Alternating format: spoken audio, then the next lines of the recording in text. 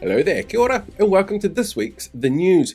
Political parties all over the motu have been getting out to tell us what state the nation is in this week, with the two Chris's delivering speeches, the incoming Deputy Prime Minister trying to sell us on selling us to privatisation, and the current Deputy Prime Minister in the baking aisle of Woolworths looking for tinfoil to make a hat based on a lovely design that Tanya Unkovic sent him. The start of the year often sees speeches like these from political figures as they lay out their agenda for the year ahead. Add into the mix the local body elections in October and you've already gone to sleep. I'm sorry, please wake up. I'll keep making fun of politicians if that helps. Prime Minister Christopher Luxon, seen here eyeing up the unflavoured chicken drumsticks being served across the room, gave his annual State of the Nation speech at the Auckland Chamber of Commerce, a fitting location since these are the only people who say confidence is up with the government in their regular business vibe survey. In his speech, Luxon spoke about focusing on economic growth, something he hoped meant that Nicola Willis would finally be able to afford Ben & Jerry's when she went to the movies. He chastised Auckland Council when he claimed more concerts at Eden Park would help with this, ignoring the fact that when Eden Park asked Auckland Council for 6 concerts a year, Auckland Council said yes. And when they asked for 12 a year, the council also said yes. But somehow it is still all the council's fault. He promised a growth in tourism numbers, which he expects to increase when any of the record 72,900 people who moved away from the country permanently last year come back to visit whānau.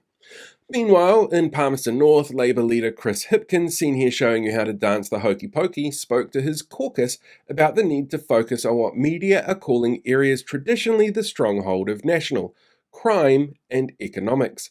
While the party didn't reveal any concrete policy, it's expected to have more substance than gang patches bad but swastikas meh.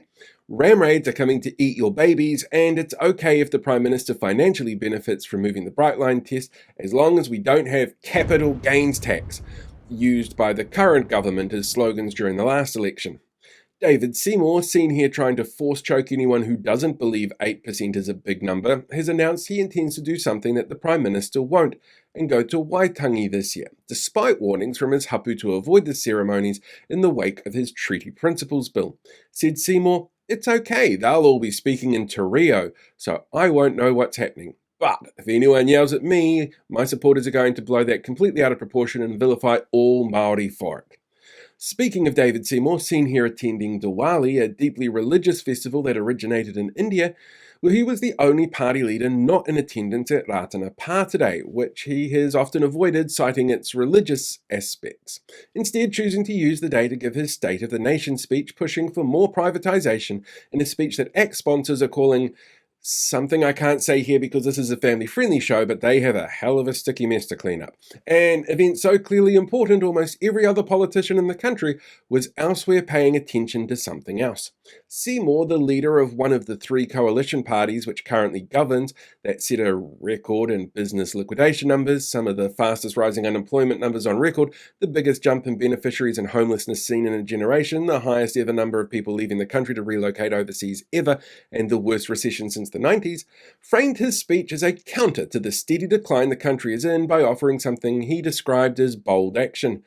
And because our media are clearly woke leftist shills, they all streamed his speech uninterrupted without criticism or critique, because 8% of the vote somehow warrants 100% of media platforming your message uncritically.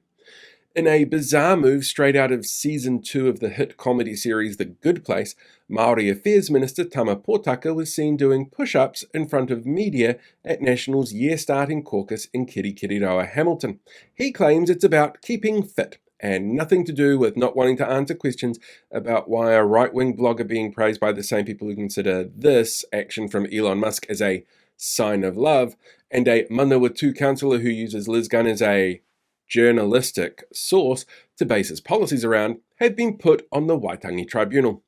Media company NZME, owners of the hits ZM Radio Hauraki, Flavour, Coast, Gold, News Talk ZB, Business Desk and The Herald, have announced plans driven by falling revenue to cull nearly 40 jobs from within the organisation and to refocus content on output that engages with audiences. So, expect more clickbait and thinly veiled racism while they retain their highest paid stirrers whose media illiterate audience can't tell the difference between their opinion and actual news.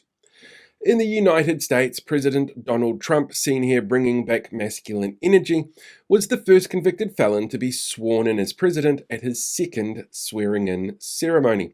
During his rambling speech, he made a false claim about the atom being split in America. While this is blatantly false and easily debunked, media here seem to focus more on that than on the concerning use of a Nazi salute by the richest man in the world, which RNZ described as an odd gesture. Within hours of signing multiple executive orders, states had already begun to sue the administration for breaching the Constitution. He had pardoned or commuted 1,600 people involved in the January 6 insurrection. He had ordered the government to call his friend Caitlyn Jenner Bruce from now on, removed Spanish-language versions of government websites, and fired 1,000 government workers for not being loyal enough. But he took credit for the work of the New Zealanders, so we need to focus on that. And finally, Parapara Beach was lit up by the warm, glowing, warming glow of waves full of bioluminescent creatures, creating stunning blue waves. NIWA researchers have said that the organisms causing this are most likely plankton, and spotting an orange bloom of algae off the coast in daylight is a good indicator of a nighttime light show.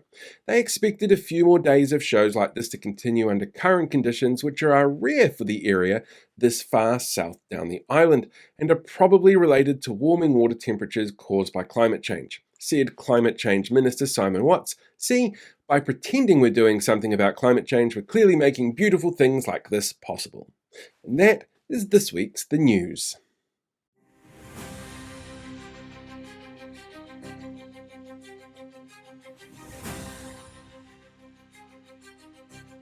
Hey, thanks for checking out today's video. Make sure you like, share, subscribe so you get more updates as we go along. We deal with these guys for the rest of the year.